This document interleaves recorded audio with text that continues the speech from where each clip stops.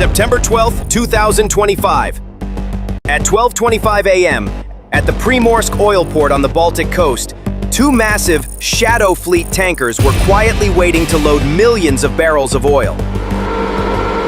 Suddenly, an unprecedented anomaly appeared on the screen of a Nebo-M long-range VHF radar station hundreds of kilometers to the south. Exactly more than 70 unidentified signals with low radar cross-sections were heading toward Russian airspace. The source of these signals extended up to 1,000 kilometers, and their potential payload totaled over 3 tons of high explosives. At the Leningrad Oblast Air Defense Command Center, sirens began to wail when the data was confirmed by the 91N6E Big Bird wide-area surveillance radar. The foundations for this operation were laid months earlier in a planning room in Kiev. However, the 1,000-kilometer range was a problem in itself.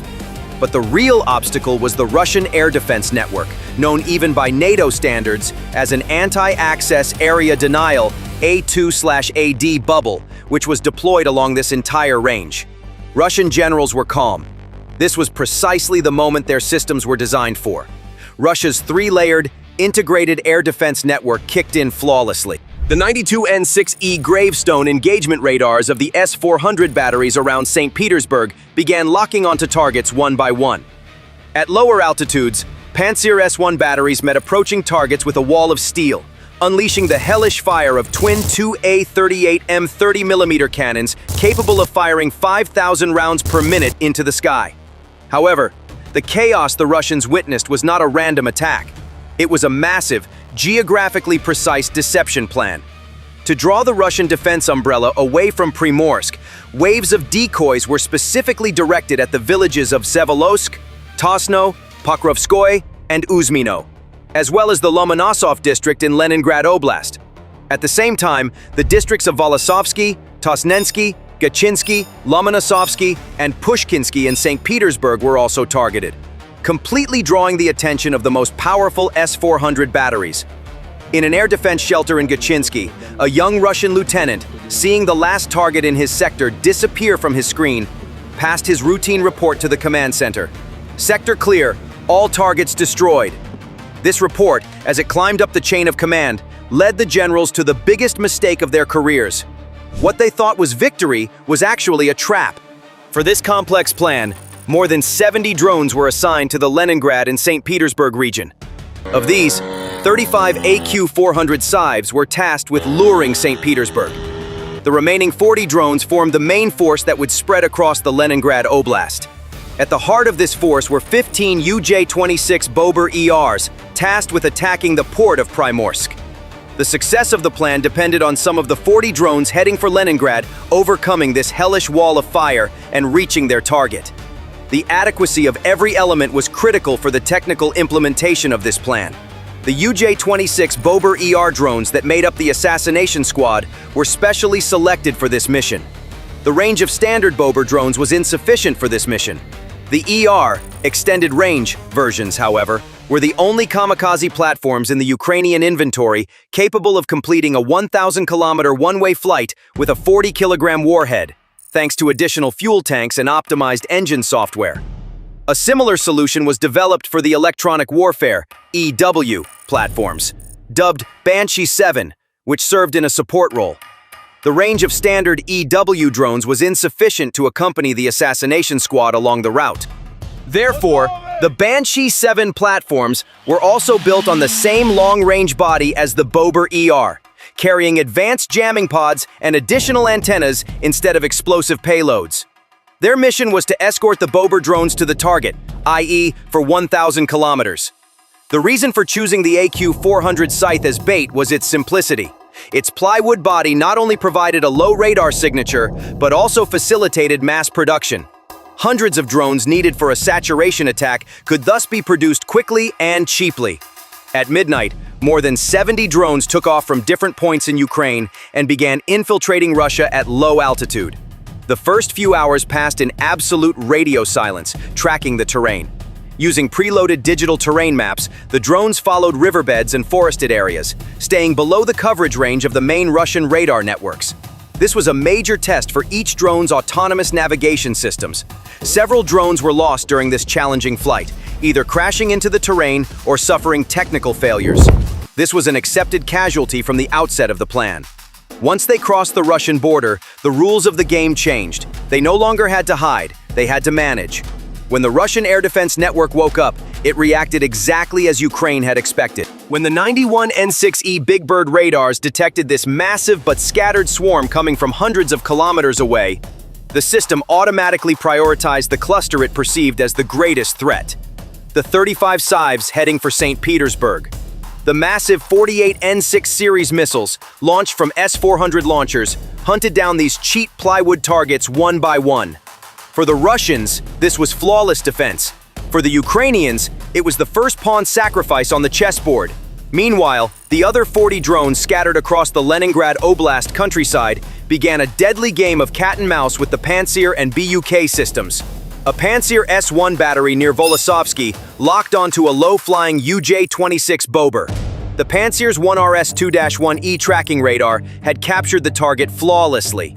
The Russian operator could see all the target's telemetry data on the fire control screen. However, the Ukrainian operator could also see the signal from that radar locked onto the Bober on his own screen. He remained calm, because a nearby Banshee 7 had already made its countermove. The Banshee detected the Pantsir's X-band frequency and emitted such a powerful jamming signal on the same frequency that the Russian operator's screen instantly went completely white.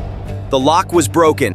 As a last resort, the operator fired the two A-38M 30mm cannons, but Bober had already slipped through the barrage of fire and disappeared into the darkness. This scenario played out repeatedly that night. The Russians were stubborn, and their firepower was high. Towards the center of Leningrad, they managed to crash a total of 33 drones into the ground in a hail of fire and metal. All those heading towards the center of St. Petersburg had been destroyed. However, this was a planned loss for Ukraine. Each drone that fell opened a door for another one coming from behind to slip through. Because as that lieutenant passed his report, from the blind spot created by all this fire and noise, an assassination squad consisting of only 7 specially modified UJ-26 Bober ER drones had breached the main line of defense. These 7 drones would soon plunge surgical scalpels, each carrying a 40-kilogram armor-piercing warhead, into the economic heart of Russia. The Russian generals were looking only at the corner of a huge canvas shown to them and were about to miss the whole picture. It was 4:45 a.m. The Primorsk port's own Pantsir battery was startled when 7 small signals appeared on its screen and rapidly approached, catching it off guard. In a panic, it opened fire, and 57 E-6 missiles left the launchers. But the targets were too low, too fast, and too close. The 7 Bober drones split into 2 groups, with a final maneuver over the port. 3 headed for the pumping station, the heart of the port. The Pantsir's missiles caught one of the trio in the air, just a few hundred meters from its target. But that was the Russians' last consolation that night. The remaining 2 Bober drones dove to complete their mission.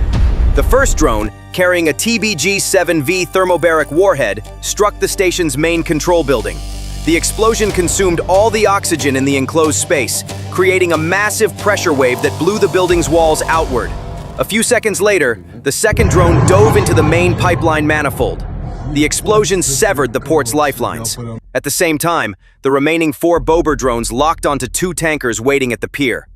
The first 2 headed for the Kapitan Lobov. The first drone, carrying a KZ-6-shaped explosive, struck just below the ship's bridge, destroying all the electronic systems inside. The second drone struck one of the main cargo tanks filled with oil, starting a massive fire. The other 2 Bober drones targeted the Sergei Gorshkov. The strikes were nearly identical. One targeted the ship's engine room, the other the loading manifolds. 4 of the UAVs struck 2 Aframax-class tankers belonging to the Shadow Fleet, named Kusto and Kai-Yun. Kusto was a carrier vessel managed by Solstice Corp, with a deadweight tonnage, DWT, of 115,000. Kai-Yun was another Aframax tanker, registered to Axaronix Limited and operating with a DWT of 110,000. Both were listed under suspicious flags in the international insurance market's maritime shipping registers. At the time of the attack, both tankers were at the loading line, and when the drones arrived, loading was about to be completed. That's when the fire started. The scale of the fire was not military but strategic, because because the point of impact was not just storage tanks, but also the heart of the shipping stations. Just 42 seconds after the first explosion, the second one occurred, and Primorsk port's number 2 pumping station collapsed. The third drone pierced the upper facade of the port's control center. With a short circuit, the entire port went into emergency shutdown mode. However, this shutdown command did not pass through the system because the core of the energy control system had also been hit. The fourth and fifth drones targeted the loading arms at the stern of the tankers. A fire broke out on the Kusto, and fuel began leaking from the Kai-Yun. The sixth and seventh drone attacks were in the area of the pump valves, and after these attacks, it was no longer possible to control the fire. Primorsk was evaporating.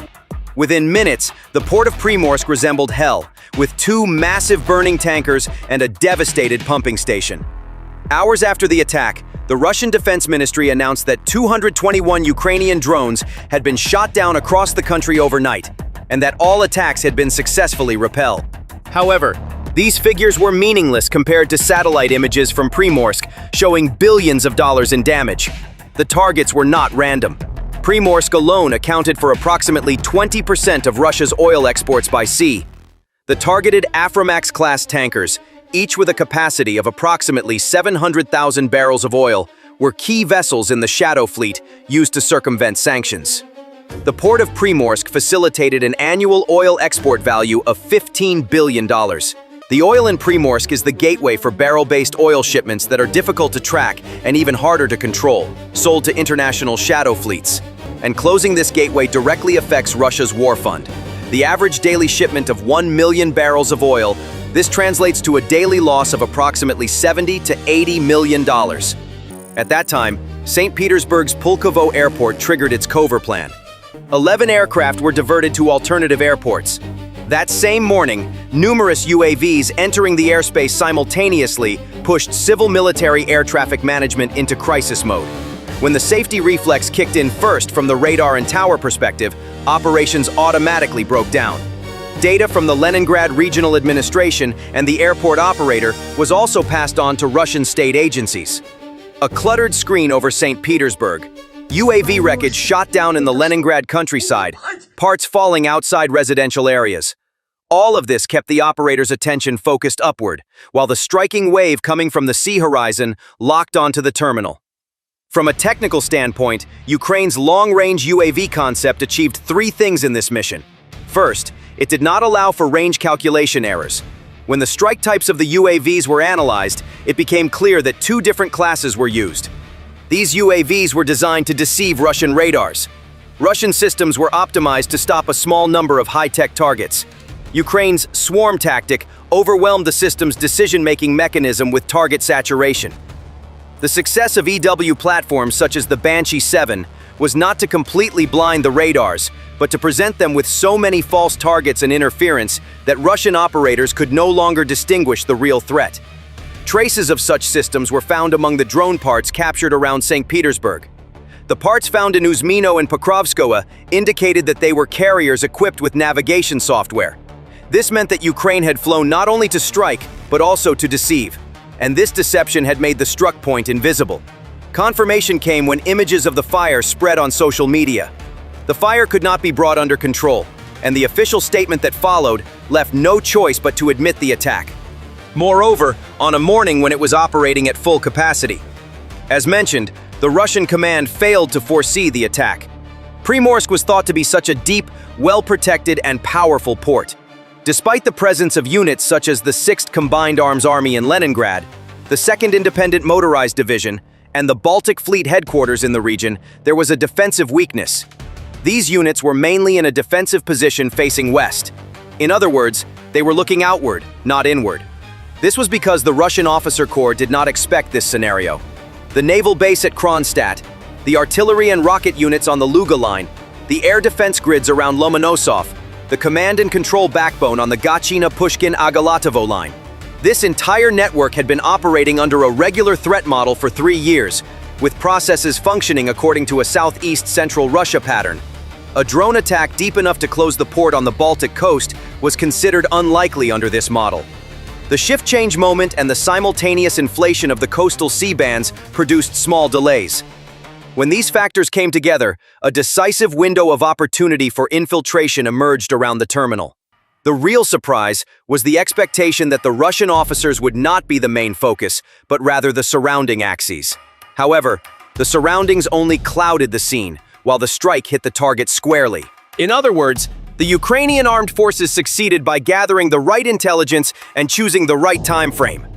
The attack came from outside and penetrated inside, and inside, it burned everything. On paper, Russia's defense umbrella in the region is strong, but in practice, when combined with low-altitude/sea horizon and synchronized false target clutter, it can produce misses in short windows. This was the case on the morning of September 12th. The radars were operational, the lines gave the expected responses, but the configuration was not enough to prevent low-profile drones from infiltrating the terminal. Flying low, skimming the sea horizon, entering the line of sight of fixed antennas only in the final moments to close the front intersection window. This geometry forces even upper-tier systems like the S-400 into a race against the clock. By the time your radar spots the target, it is almost upon you, and if the calculation is delayed, the fact that the Bober flew at low altitude meant that, due to the curvature of the Earth, even the most powerful 91N6E Big Bird radars could only detect them at the last stage, for a very short time. This short window was not enough for effective interception. The dozens of destruction reports in the aerial picture went no further than producing temporary closure decisions and district-by-district siren cycles in Pulkovo, in the skies over St. Petersburg. The result was not just a few hours of fire, but a suspension and shadow fleet, recorded for the first time, with simultaneous fires on 2 ships. This operation revealed a new reality of modern warfare. Wars were no longer won only by those with the most expensive weapons, but by those who used their weapons most intelligently and boldly. And that night, Ukraine showed the world how to bring a superpower to its knees with a gambit 1,000 kilometers long. Thank you for watching.